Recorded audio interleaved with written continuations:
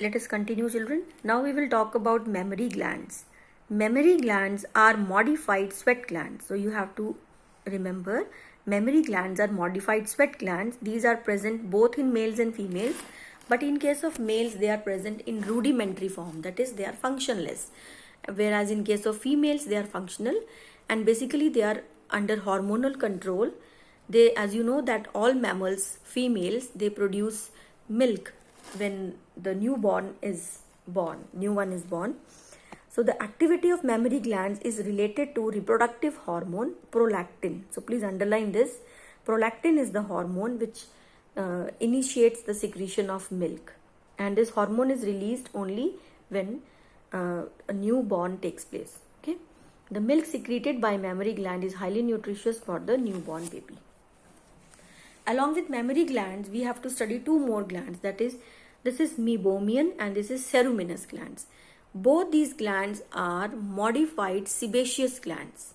Mammary glands were modified sweat glands. Meibomian and ceruminous glands are modified sebaceous glands, that is oil glands.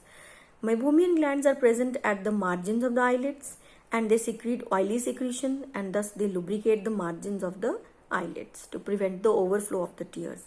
Sometimes they also get infected and then you get a sty in your eye.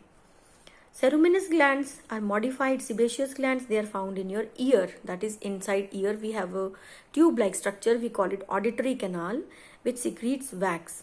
These ceruminous glands, they secrete wax. We also call it cerumen.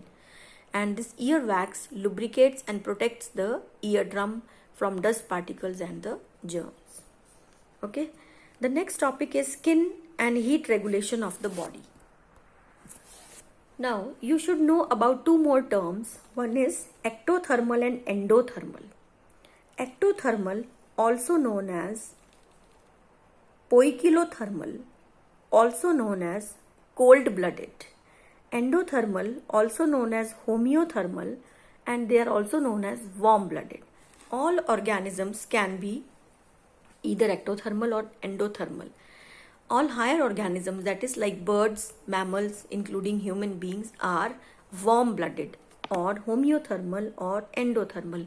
That means they maintain a normal body temperature in spite of the surrounding changes. Their body temperature will not change.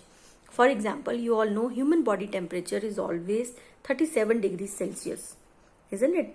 And if there is slight increase, we say that we have fever, right? And whether outside conditions are extremely low, means minus degrees, minus below zero, or very high like 45 and above, our body temperature maintains this temperature.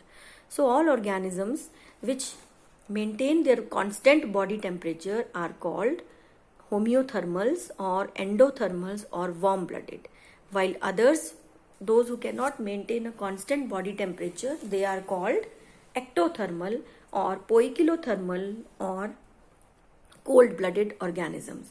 So these organisms, they have to protect their body from extreme conditions. So for that, either they hibernate, that is go for winter sleep, like you know frogs and snakes, or estivate, that is summer sleep in case of frogs. They sleep during extreme summers to escape the extreme warm conditions, even some kind of rats and moles. Alright.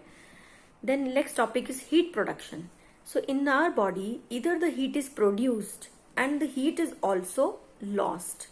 So what are the reactions or what are the things which indulge in heat production, which produce heat?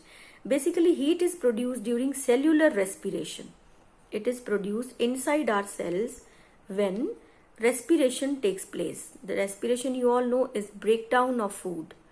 So oxidation of glucose. So oxidation means breakdown of glucose takes place. You know, it releases carbon dioxide and water and heat. This heat is generated, and one most important factor is this one, that is cellular respiration. Second important factor is the muscle activity of our muscles, like vigorous exercise and all makes production of heat, produces heat, and small amount of heat is also from when we take hot foods or beverages. Now, which all are the conditions when heat is lost? Heat is lost mostly from the skin, that is by sweating, evaporation of sweat. Then by lungs also, the air which we breathe out, that is carbon dioxide rich air which we breathe out, is warm air. You can also experience by keeping your hand in front of the mouth, and you will experience that it is warmer. That means heat is being lost from the body. Yeah, our urine and our fecal matter both are warmer, so they also help in eliminating heat. And sometimes heat is lost when cold food, water or cold beverages are taken. So how much heat has to be produced or when it has to be lost, this is all controlled by our body naturally.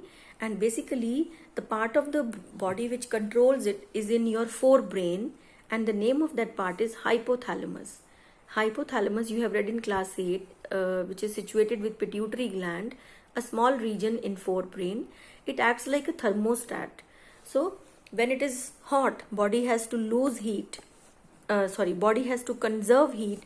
Then it will initiate all such activities. It will try to increase muscular activity or cellular respiration so that heat is produced.